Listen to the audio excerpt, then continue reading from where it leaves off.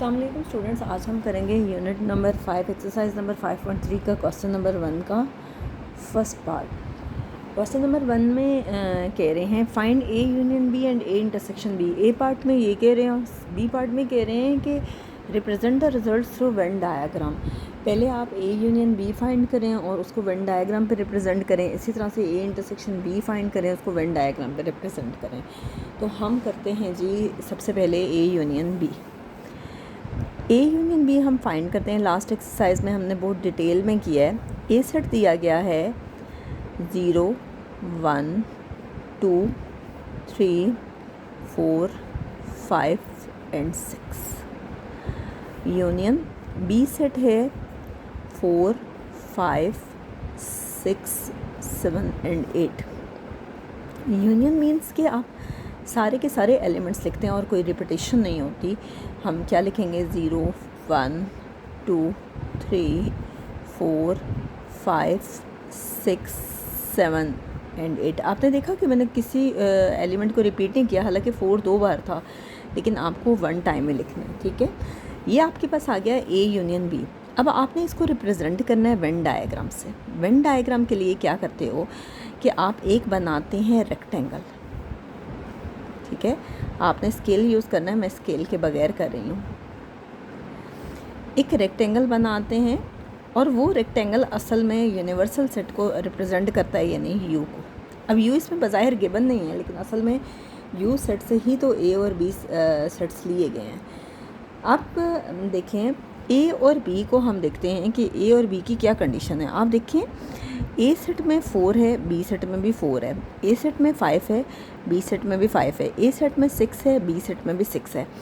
मैंने एक डेफिनेशन करवाई है जो कि 9th क्लास की वीडियोस में होगी ओवरलैपिंग सेट्स की। उनके सेट्स वाले चैप्टर में ही आप लोग देखेंगे प्लेलिस्ट पे, तो आपको इजीली वो डेफिनेशन मिल जाएगी। ओवरलैपिंग सेट्स क्या होते हैं? ओवरलैपिंग सेट्स वो सेट्स होते हैं कि अगर आपको 2 सेट्स दिए जाएं और उनमें कुछ ना कुछ कॉमन आए, एटलीस्ट 1 एलिमेंट तो ज़रूर कॉमन हो, एक एलिमेंट तो ज़रूर कॉमन हो, एक से ज़्यादा भी कॉमन हो सकते हैं, लेकिन दोनों एक दूसरे का सबसेट ना हो। यानी ऐसा ना हो कि सारे ही एलिमेंट्स कॉमन आ जाएं, तो उस सूरत में तो इक्वल सेट्स हो जाते हैं ना। तो अब ये देखिए 4 5 6 दोनों में है, इसका मतलब है ये ओवरलैप करें। जब भी ओवरलैप करते हैं तो हम सेट को रिप्रेजेंट करते हैं सर्कल से, बाजू का ओवल शेप से करते हैं। वो डिपेंड करता है आप किससे करना चाहते हो। सपोज़ कि ये मैंने एक सर्कल लिया, इसको मैं ए सेट कह रही हूँ। ठीक है, अब आप एक और सर्कल लोगे और वो थोड़ा सा ओवरलैप करेगा। ओवरलैप मीन्स वो दूसरे के ऊपर आएगा, क्योंकि उसमें कुछ ना कुछ कॉमन आ रहा है। ये बी सेट है।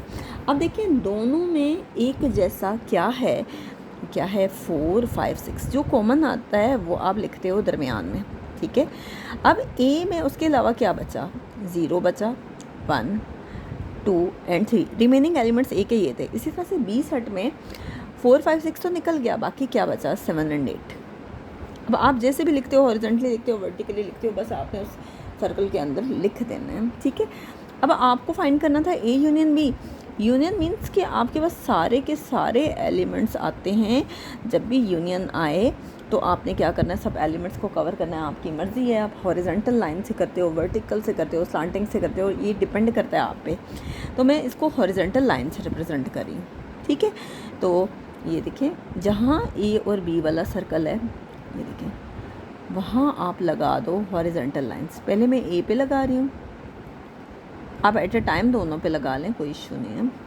देखिए, लेकिन उस सर्कल से बाहर ना जाएं लाइंस। ये देखिए कुछ लोग बहुत मैं थोड़ी सी लाइनें बहुत खुली सी लगा रही हूँ, कुछ लोग ज़रूरी नहीं है ऐसे लगाते हूँ, डिपेंड करता है आप कैसे लगाना चाहते हो। बहरहाल ये हमारे पास फाइनली आ गया ए यूनियन बी। अब हम फाइंड करेंगे ए इंटरसेक्शन बी।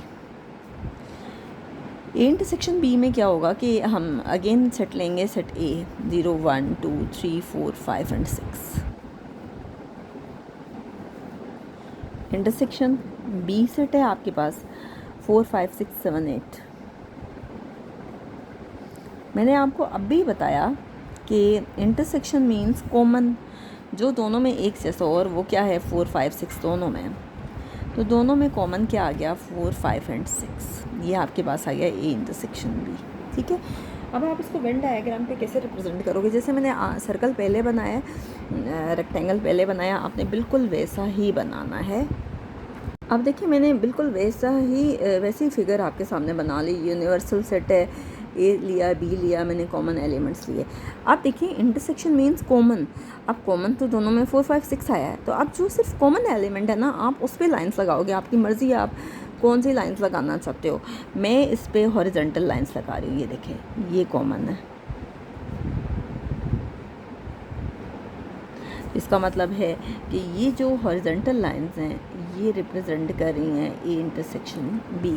ठीक है, तो यहाँ पे हमारा फर्स्ट पार्ट कंप्लीट हो गया है। इंशाल्लाह नेक्स्ट वीडियो में हम इसी क्वेश्चन का सेकंड पार्ट करेंगे।